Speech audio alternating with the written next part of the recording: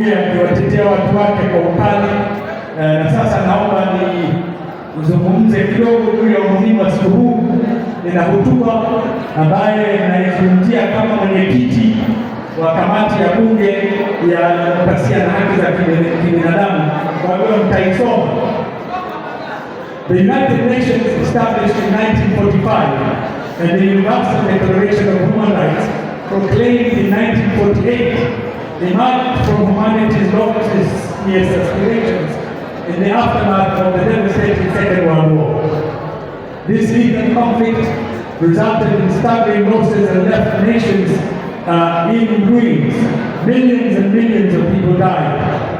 On 10th December 1948, the United Nations played a pivotal role in proclaiming the historic Universal Declaration of Human Rights. This idea, marking the 75th anniversary today, responded to the barbarous acts that outraged the conscience of humankind, laying the foundation for freedom, justice, and above all, peace. It is this short document that outlines 30 rights and freedoms that belongs to all of us, and nobody can take it away from us. This also rights form the bedrock of the international human rights law that governs the conduct and relations of all nations and people of the world today. Today, this declaration remains a living document. Since the Universal Declaration of Human Rights, humanity has made tremendous strides in freedom, social justice, maintaining peace and security. A notable example is the end of colonialism. At the United Nations formations in 1945, only 2 African countries were independent. Today we have 54 self-governing and free countries who are members of the United Nations, embedding basic human rights and freedoms in their constitutions and laws. A good example is our own Kenya. We didn't have a good human rights legislation and constitution until 2010, when we proclaimed the new constitution. And this particular constitution embeds basic fundamental rights. These are considered to be some of the most important rights that are enshrined in the Universal Declaration. Significant progress has also been made in equity, social justice, and human rights. The establishment of the United Nations Office of the High Commissioner for Human Rights stands out as a milestone in the pursuit of a world where human rights and freedoms are respected and upheld. However, we have many more problems, particularly if we look at the global governance system, which today is under strain and causing it to flutter. The crisis in the global governance system is evident in the eroding consensus within the international order, starkly exemplified by the United Nations Security Council, which has been unable to broker a ceasefire in Israel on Gaza. Yesterday, the United Nations Secretary General issued a stark warning to the Security Council, highlighting an imminent and irreversible collapse in Gaza. Today, invoking the seldomly used Article 99 of the UN Charter, we urge the Council to take decisive action to prevent a humanitarian catastrophe. The Secretary General appealed for the declaration of a humanitarian ceasefire, emphasizing the urgent need for collective efforts to avert impending disaster in Gaza.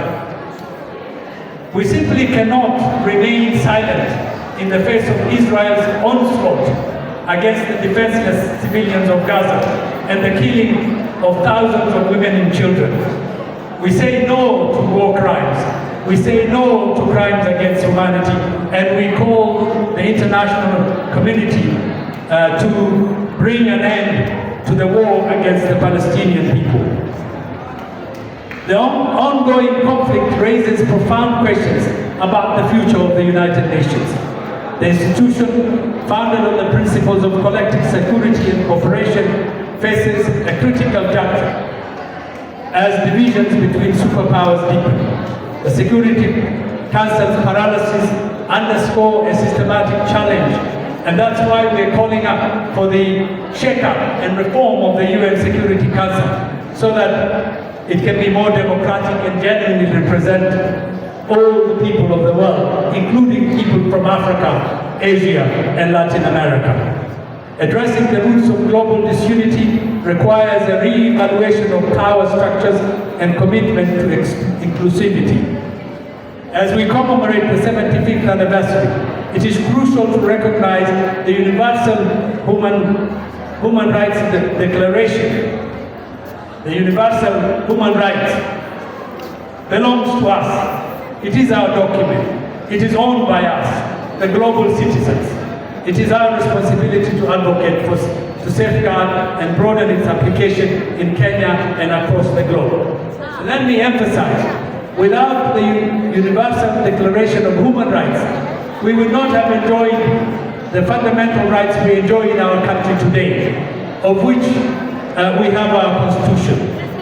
And these rights cannot be taken away from us, and we are here to defend them day and night. And at the same time, we want to express our solidarity with all the people in the world who are suffering under dictatorial or authoritarian regimes, who may not be able to enjoy the rights that we enjoy here. And I want to say that I'm happy that all of you have joined us, and we in the Parliamentary Caucus for Human Rights and Democracy will be there to defend our rights in our country. We will not leave on, but we don't want to leave only the politicians to do that job. We want to urge you all to get involved in this noble task of defending our Constitution and our rights. And from those few remarks on behalf of the Caucus for Human Rights, I want to thank you all, and we now move on to the next stage of the day, which is the showing of the film. And thank you so much for all of you for joining us. Nashukuru sana. Asanteni. Baruma asanteni na nawashukuru, asanteni, nawashukuru na nawapenda wote. Karibuni.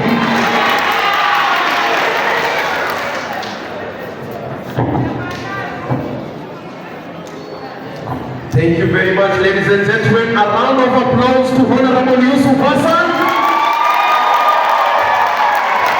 A round of applause once more to the Secretary, Parliamentary Caucus on Human Rights and Democracy, Honorable Mohamed Ado, to begin a coffee.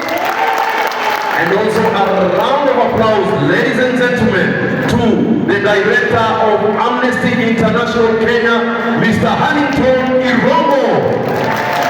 Aya, asanteni sana. So tunaingia katika kitengo kingine ya program yetu ya siku ya leo. So kwa hivyo, at this juncture, ladies and gentlemen, we want to watch a film dubbed No One Leaves Home. So tukuwe tayari kabisa, tutaweza kuona hiyo film. It's just a short film. Ni film ambayo ni fupi sana. Tutaweza kuitazama. Baada ya kuitazama, tutaweza kuwa na panel discussion. After panel discussion, tutaweza kuwa na plenary discussion. Alafu kisha tutaweza kufunga ratiba yetu ya siku ya leo. So mheshimiwa atatuacha, tuwapigie makofi wanapoondoka. Mheshimiwa bado yuko nyumbani jo. Sawa sawa, thank you very much Honorable Mohamed. Asante sana mheshimiwa, bado yupo nasi. Sisi tubakini. Hakuna mahali popote tunaenda. Mheshimiwa wetu Yussuf Hassan atarudi. Sawa sawa. So tafadhali ningependa the crew, the technician, wale ambao wataweka hiyo film, tutazame film tafadhali. Tuweze kuwa kimya. Tutazame hiyo film, tuko na screen upande wangu wa kushoto, upande wangu wa kulia. Tutakuwa na screen, tutaweza kuiona. Sawa sawa. Na tuweze kuwa makini zaidi. Ni film poa sana ambayo iko na mafunzo mengi sana.